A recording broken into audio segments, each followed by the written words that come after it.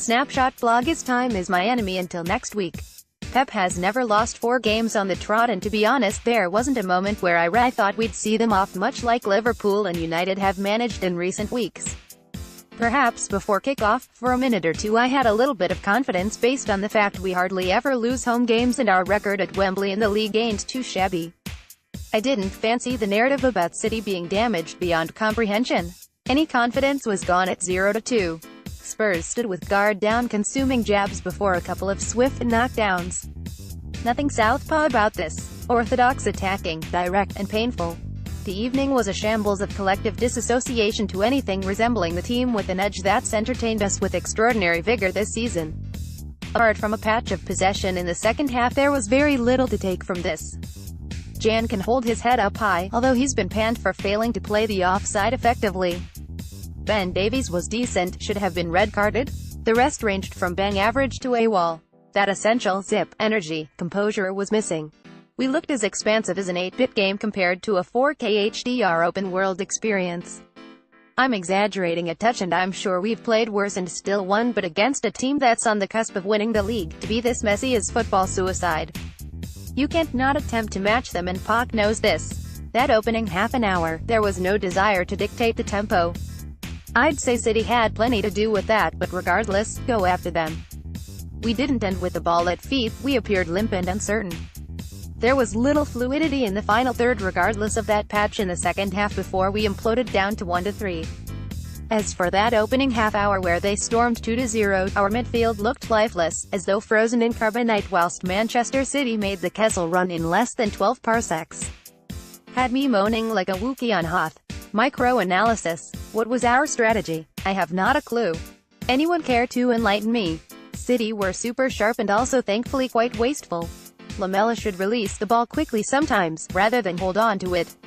Sanchez isn't Toby. At this level against the very best sides, a second's lapse is punishable by goal. Hugo suspect again in defending his goal.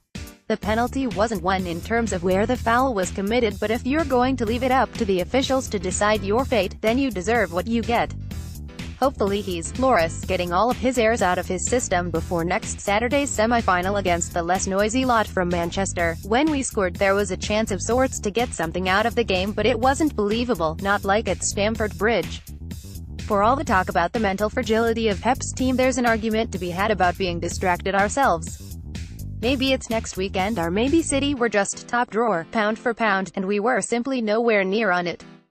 Even if City weren't at their polished best, they faced a half-cocked Tottenham side that hardly created any noteworthy chances. I'd rather just move on to the next, away to Brighton.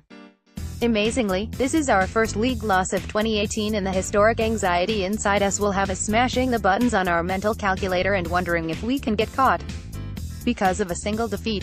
I prefer the way I feel now than the way we could feel if losing was an accepted regularity. I still feel despondent because I know we are so much better than the bin bag of rubbish we dished up. Maybe on second viewing I won't be so harsh. We did play better in the second half. This was a proper City performance. That's as positive as I can get. One thing to finish on, Spurs fans getting into fights with each other? Nothing new this, as I'm sure some of you will have experienced a punch-up or two during the AVB era. There was a reason to justify it back then, well, just about, but today? I know Wembley ain't no home and there's a fragmentation inside the stadium, but it doesn't bode well for the new lane either. The incident involved raising a "don't price us out" flag. Gonna hazard a guess that if we were winning nothing would have kicked off. Freedom of speech works both ways.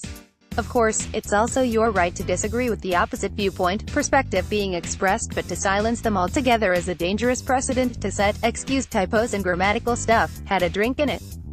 Knock yourselves out in the comment section. The DML Kool-Aid seems to be popular down below. The community here recently has been on top form. Discuss the lads and girls, but no fisticuffs please. See you post Brighton.